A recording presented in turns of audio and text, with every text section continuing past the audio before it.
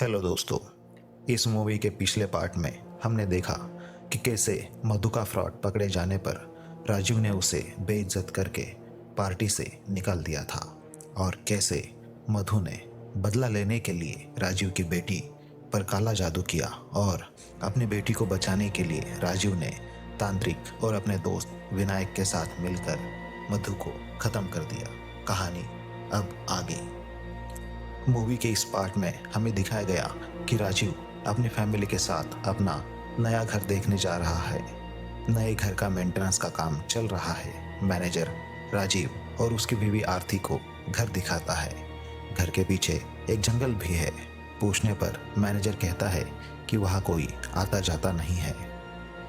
अगले दिन जब सब लोग घर में सेटल हो जाते हैं, अब रक्षा और रोहन खेलने लगते हैं और खेलते खेलते उसी जंगल में चले जाते हैं जहाँ रक्षा को एक डॉल दिखाई देती है और रक्षा उस डॉल को उठा के घर की तरफ चली जाती है और उसी जंगल में हम मधु के भूत को देख पाते हैं। अगले दिन जब रक्षा और रोहन अपने रूम में पढ़ाई कर रहे होते हैं तो रोहन नोटिस करता है कि वो डॉल रक्षा की तरफ अपना मुंह घुमा रही होती है। ये देखने के बाद रोहन डर जाता है। वो चिल्लाने लगता है। सारे घर वाले इकट्ठा हो जाते हैं और अब राजीव घर के वॉचमैन नंदू से कहकर उस डॉल को बाहर फेंकवा देता है। दूसरे दिन राजीव की बहन रितु और उसका हस्बैंड राजीव के घर आते हैं। वो लोग थोड़ा फैमिली टाइम स्पेंड करते हैं, लेकिन रात में आरती राजीव के पास आती है और कहती है कि उसे कुछ अजीब सा डर लग रहा है, जैसे कुछ बहुत भयानक और बुरा होने वाला हो। राजीव उसे समझाता है और दोनों सोने चले जाते हैं। लेकिन दूसरे दिन राजीव आरती को कुछ अजीब बातें बोलते हुए नोटिस करता है। राजीव जब उसे आवाज़ लगाता है तो वो कहती है कि मैं आरती नहीं मधु हूँ और मैं रक्षा की जान लेने आई हूँ। राजीव इस बात से डरकर सबसे पहले अपने दोस्त विनायक को कॉल करता है और सारी बात बताता है। राजीव विनायक से कहता है कि उसे फिर से तांत्रिक मुंजा की मदद चाहिए।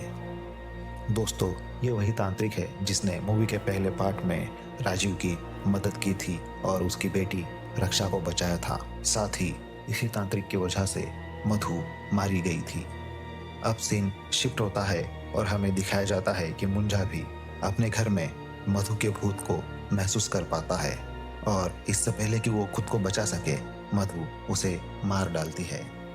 मधु तांत्रिक मुंजा का सर धड़ से अलग कर देती है और हम लोग मुंजा के खून में मधु की परछाई देख पाते हैं। विनायक को ये बात पता चलती है तो विनायक राजू को कॉल करके बताता है। अब घर का वॉचमैन नंदू उन दोनों को एक और बाबा के बारे में बताता है जो उनकी मदद कर सकता है। अब दोनों उस बाबा के पास जाने के लिए निकलते हैं। बाबा को मिलके वो सारी बात बताते हैं तो बाबा उन्हें कहते हैं कि उन दोनों को मधु के पति को ढूंढना चाहिए, शायद वो इसमें उसकी मदद कर सके।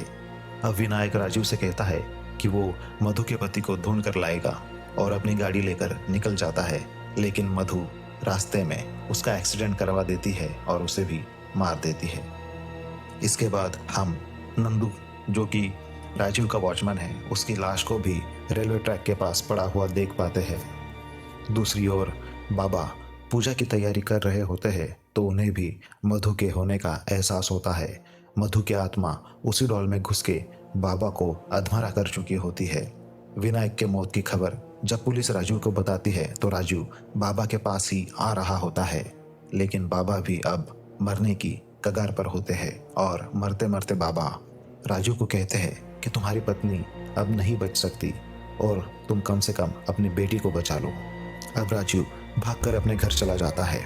वो देखता है कि आरती रक्षा को मारने के लिए उसके पीछे लगी हुई होती है। रक्षा अपने आप को बचाने के लिए छत पर चढ़ गई होती है, लेकिन उसके पीछे आरती भी चढ़ जाती है।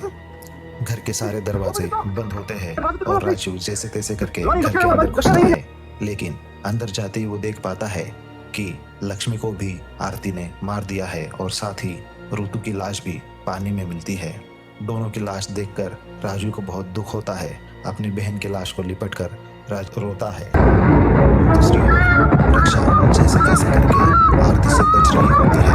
अब राजू भी रक्षा को बचाने की कोशिश करता है, लेकिन जब राजू का सामना आरती से होता है तो आरती राजू के पेट में चाकू मार देती है।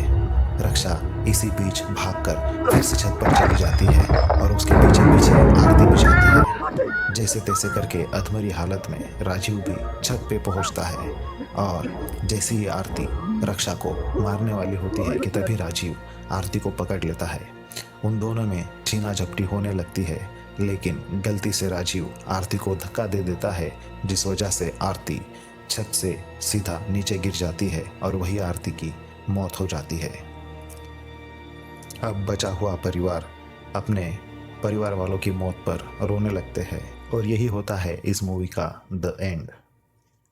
दोस्तों, इस मूवी में कई सारी बातें ओपन रखी गई है या फिर एक्सप्लेन नहीं की गई है, जैसे कि मधु की आत्मा आखिर उस घर के पास कैसे आई जिसे राजीव ने खरीद लिया था, या फिर मधु की आत्मा उस डॉल में कैसे घुसी। साथ ही जब आरती मर गई तो क्या मधु भी उसके साथ खत्म हो गई या नहीं, इन बातों के बारे में मूवी में कुछ भी बताया नहीं गया है और ना ही इस मूवी का कोई तीसरा पार्ट आया है। खैर दोस्तों, अगली वीडियो में मैं स्क्रीन पर दिखने वाले इस भूत की मूवी को एक्सप्लेन करूंगा, तो वीडियो की नोटिफिकेशन के लिए चैनल को सब्सक्राइब कर लीजिए।